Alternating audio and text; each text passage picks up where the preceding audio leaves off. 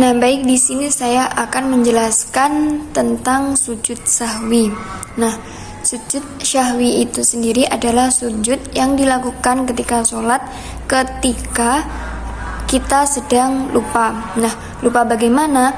Yaitu ketika kita sedang kelupaan untuk melaksanakan fardu sholat, atau semisal kita kelupaan dalam melaksanakan sunnah abaat sholat, maupun kita lupa dalam mengerjakan sunnah hayat sholat.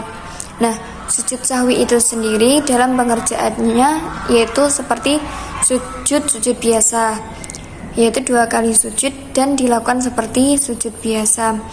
Nah, untuk bacaan sujud sahwi itu sendiri yaitu subhanaman la yanamu wala yasbu. Nah, ketika kita meninggalkan atau tidak melaksanakan fardunya sholat, semisal kita lupa mengerjakan salah satu fardunya sholat tersebut, tidak cukup hanya untuk kita tidak cukup untuk melaksanakan sujud sahwi saja. Namun ketika kita ingat, maka kita harus segera mengganti atau kita harus segera melakukan fardu yang kita tinggalkan tersebut. Nah, apabila kita ingatnya setelah salam bagaimana? Nah, itu jika jarak antara salam dan ketika ingatnya kita masih sebentar atau dalam kurun waktu yang belum lama, maka kita harus berdiri lagi untuk mengganti fardu sholat apa yang kita lupa. Nah, setelah itu kita melakukan sujud sahwi tersebut. Nah, jika yang kita tinggalkan adalah sunnah abaatnya sholat, maka kita melakukan sujud sahwi itu sangat disunahkan. Dan jika kita meninggalkan yang sunnah hayat sholat, maka kita tidak wajib dan tidak disunahkan untuk melakukan sujud sahwi. Namun jika kita melakukan juga tidak apa-apa. Nah, lalu bagaimana jika semisal kita bimbang bagaimana rakaat kita ketika sholat? Nah, di situ kita harus memantapkan atau kita harus berkeyakinan dengan seyakin-yakinnya dengan rakaat yang paling sedikit kita laksanakan. Setelah itu bisa kita melaksanakan sujud sahwi tersebut. Baik, di sini saya akan menjelaskan tentang sholat rawatib. Nah, apa itu sholat rawatib? Sholat rawatib adalah sholat sunnah yang dikerjakan setelah atau sebelum mengerjakan sholat fardu. Nah, untuk sholat rawatib itu sendiri jika dijumlahkan, jumlah keseluruh rakaat sholat rawatib tersebut jumlahnya ada 22 rakaat.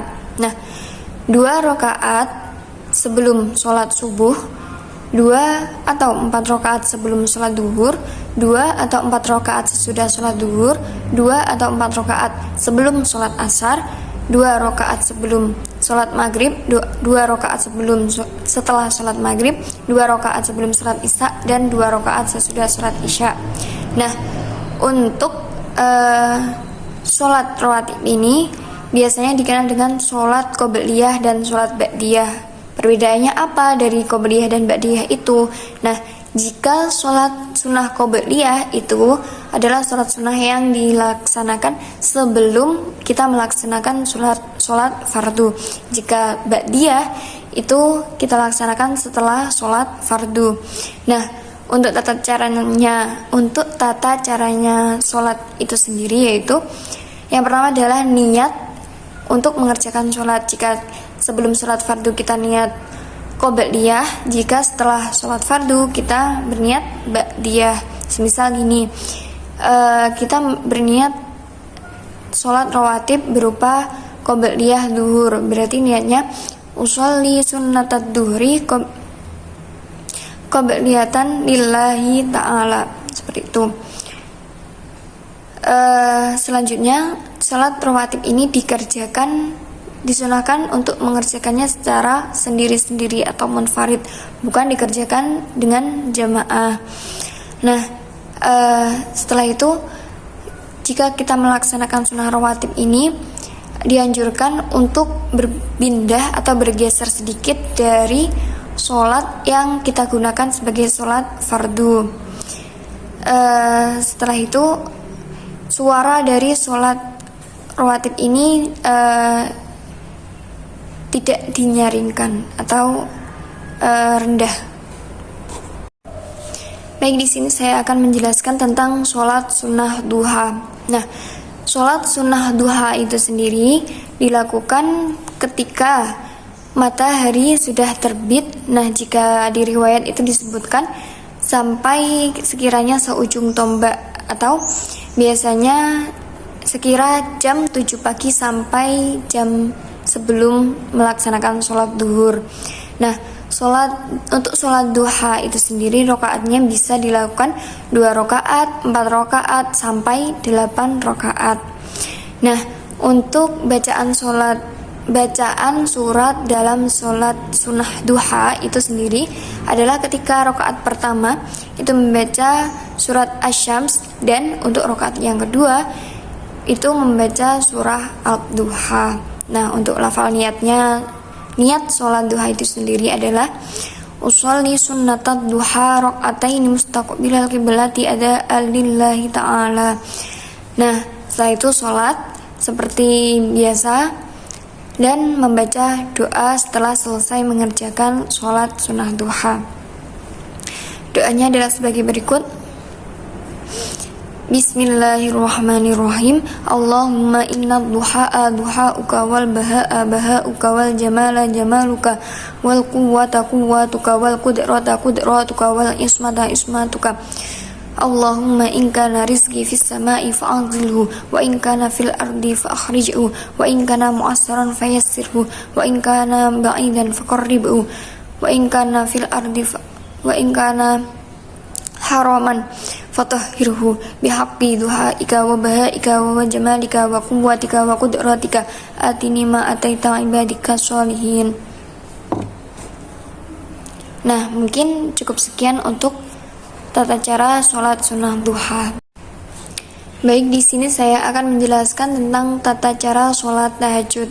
Nah, sholat tahajud itu sendiri adalah sholat malam yang dilaksanakan setelah sholat isya sampai sebelum subuh. Nah, untuk rokaat dalam sholat sunnah tahajud ini adalah minimal 2 rokaat dan maksimalnya tidak terbatas, terserah kita sebagai orang yang sholat.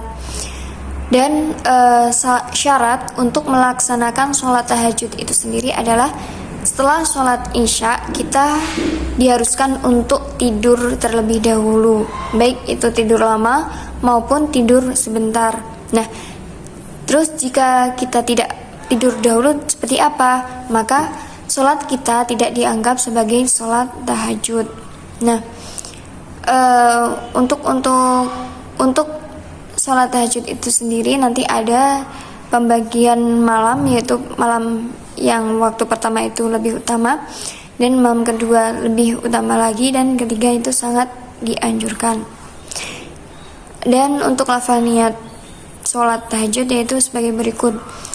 Usolli sunnatat tahajudi rakaataini mustaqbilal qiblati ada lillahi ta'ala. Nah, setelah itu sholat seperti biasa dan dilanjutkan membaca doa setelah sholat tahajud. Baik, di sini saya akan menjelaskan tentang tata cara sholat istiqoroh. Nah, apa itu sholat istiqoroh? Sholat istiqoroh adalah sholat sunnah yang kita lakukan ketika kita dalam kebingungan antara memilih 2 perkara yang sebelumnya kita belum tahu di antara 2 perkara tersebut perkara mana yang baik untuk kita dan yang jelek untuk kita. Nah, dalam sholat istiqoroh ini kita meminta kepada Allah Subhanahu wa Ta'ala untuk menunjukkan kepada kita perkara mana yang baik menurut Allah untuk kita. Nah, untuk waktu pengerjaan sholat istiqoroh ini yang paling utama adalah dilakukan ketika malam hari seperti halnya sholat tahajud.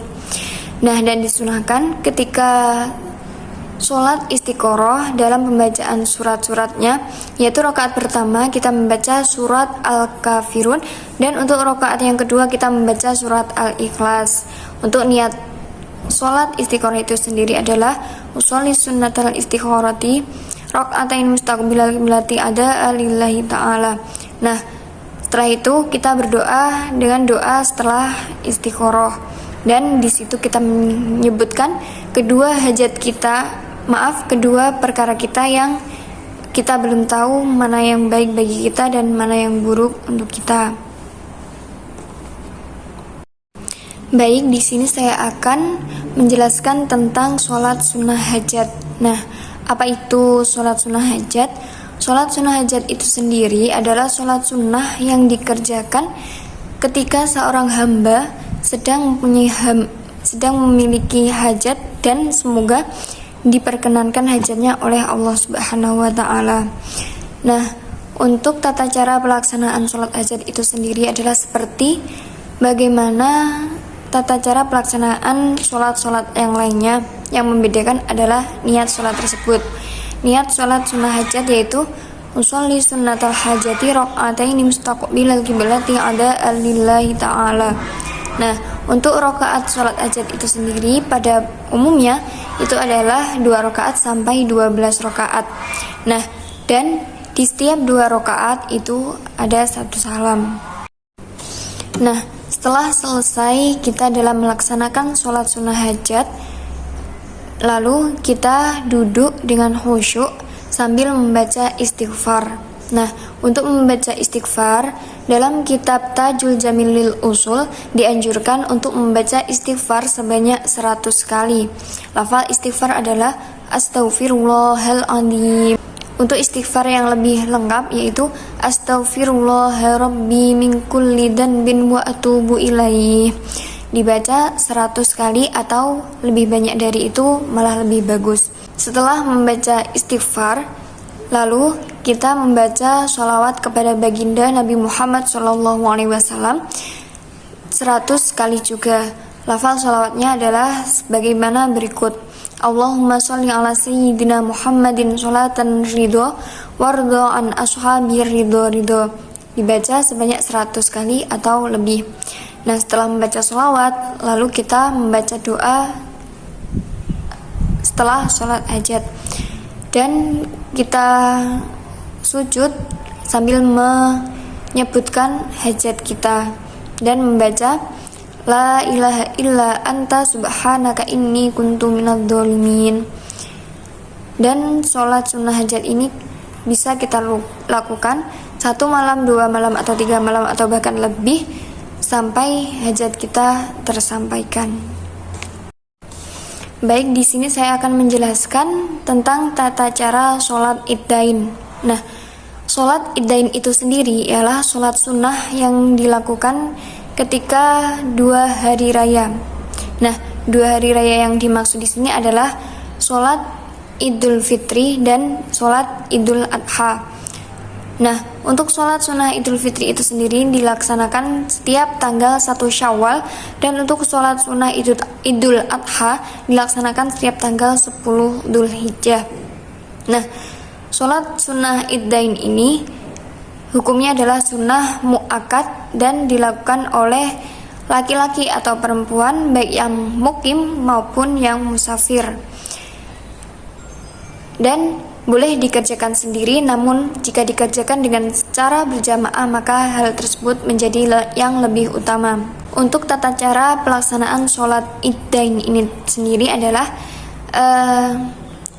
ketika pagi setelah kita melaksanakan sholat sunnah sebelum melakukan sholat iddain itu, lalu kita berangkat ke masjid terdekat, atau biasanya kita juga menjumpai orang-orang yang sholat Idul Fitri maupun Idul Adha itu melaksanakan sholat di tanah lapang. Nah, jika kita melaksanakan sholat sunnah iddain tersebut bertepatan di dalam masjid, maka setelah sampai di masjid kita bisa melaksanakan sholat sunnah tahiyatul masjid. Namun jika kita melakukan sholat di tanah lapang, maka tidak usah melaksanakan sholat sunnah tahiyatul masjid. Cukup kita membaca takbir saja. Untuk lafaz takbir yaitu adalah sebagai berikut: Allahu Akbar, Allahu Akbar, Allahu Akbar, La ilaha illallah, Wallahu Akbar, Allahu Akbar, walillahil hamd. Nah, setelah itu ketika kita melaksanakan sholat iddain, kita berniat untuk melaksanakannya sesuai dengan sholat hari raya pada hari itu. Semisal hari ini adalah hari raya Idul Fitri, maka niatnya adalah usolli sunnatal li Idul Fitri rakaataini lillahi ta'ala. Dan semisal hari ini adalah hari raya Idul Adha, maka niatnya adalah usolli sunnatal li Idul Adha rakaataini mustaqbilal qiblati adaan lillahi ta'ala. Nah, yang membedakan antara sholat-sholat yang lainnya dengan sholat sunnah idain ini adalah terletak pada takbiratul ihram. Nah, jika sholat-sholat biasanya setelah takbiratul ihram lalu langsung dilanjutkan dengan membaca doa iftitah, selanjutnya surah Al-Fatihah dan dilanjutkan surah-surah pendek, maka lain dengan sholat idaini ini. Nah, dalam sholat idaini ini takbir pada rakaat pertama itu ada 7 kali takbir, dan pada rakaat kedua ada 5 kali takbir.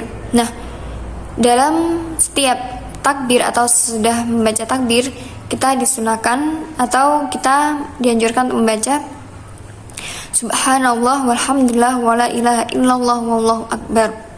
Begitu juga pada takbir yang 5 pada rakaat kedua. Nah, setelah itu, sebelumnya takbir ini dilaksanakan ketika kapan? Yaitu takbiratul ihram yang pertama dilanjutkan dengan membaca doa iftitah, selanjutnya takbir 7 dan 5 kali ini. 7 ketika rakaat pertama dan 5 ketika pada rakaat kedua. Setelah takbir 7 kali dan 5 kali ini,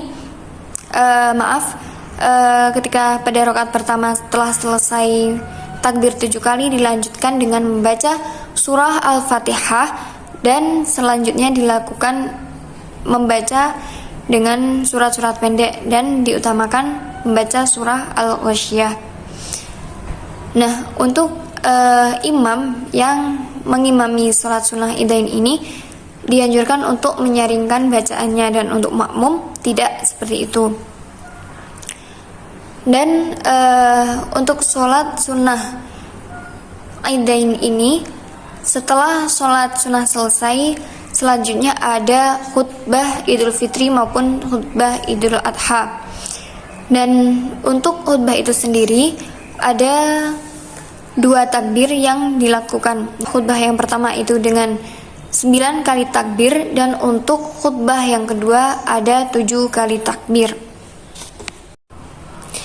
Dan hendaknya pada khutbah Idul Fitri itu berisi tentang keutamaan zakat fitrah, dan apabila khutbah Idul Adha itu lebih baik atau diutamakan khutbahnya berisi tentang ibadah haji maupun ibadah kurban. Baik, di sini saya akan menjelaskan tentang bagaimana tata cara sholat kusufain atau 2 gerhana. Nah, apa itu sholat sunnah kusufain? Nah, sholat sunnah kusufain atau sholat sunnah 2 gerhana yaitu sholat yang dilakukan ketika terjadinya gerhana, baik gerhana bulan maupun gerhana matahari. Jika terjadinya gerhana bulan, maka sholat tersebut disebut atau dinamakan dengan sholat sunnah khusuf. Nah, namun jika sholat tersebut dilaksanakan ketika sedang terjadinya gerhana matahari, maka sholat tersebut dinamakan dengan sholat sunnah kusuf. Nah, untuk rakaat sholat sunnah kusufain ini adalah 2 rakaat, dan waktu pelaksanaannya yaitu ketika gerhana matahari, maka sampai matahari tersebut terbit kembali atau seperti biasanya, ataupun sampai matahari tersebut tenggelam. Dan apabila gerhana bulan, maka sampai bulan tersebut kembali seperti biasanya. Nah, untuk tata cara pelaksanaan sholat kusufain ini adalah 2 rakaat, dan boleh dikerjakan secara sendiri ataupun yang lebih utama dilaksanakan secara berjamaah. Baik, jadi untuk pelaksanaan sholat sunnah kusufain yaitu ada 2 tata cara pelaksanaan. Yang pertama yaitu kita lakukan seperti sholat sunnah pada umumnya, yaitu sholat sunnah 2 rakaat, baik dikerjakan secara sendirian maupun dilakukan secara berjamaah itu lebih utama. Nah, yang kedua ini adalah mengerjakan sholat khusufain dengan cara 4 kali ruku dan 4 kali sujud. Nah, ketika kita menggunakan cara yang kedua ini, yaitu setelah ruku yang pertama, lalu kita berdiri lagi membaca Al-Fatihah. Setelah itu kita ruku lagi. Nah, setelah itu berdiri lagi untuk i'tidal dan dilanjutkan untuk sujud sebagaimana biasanya. Dan jika dijumlahkan, maka ketika kita menggunakan cara sholat kusufain yang kedua, di situ nanti ada 4 kali kita membaca surat Al-Fatihah, 4 kali kita ruku, dan 4 kali kita melaksanakan sujud. Nah, lalu bagaimana jika kita melakukan yang pertama? Maka hal tersebut tidak apa-apa. Dan ketika kita melaksanakan sholat gerhana bulan, maka suara kita dinyaringkan.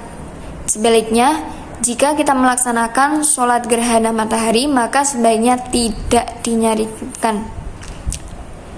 Dan untuk niat sholat gerhana bulan, yaitu usolli sunnatal khusufi rok'ataini mustaqbilal qiblati ada'an lillahi ta'ala. Untuk niat sholat gerhana matahari adalah usolli sunnatal khusufi rok'ataini mustaqbilal qiblati ada'an lillahi ta'ala.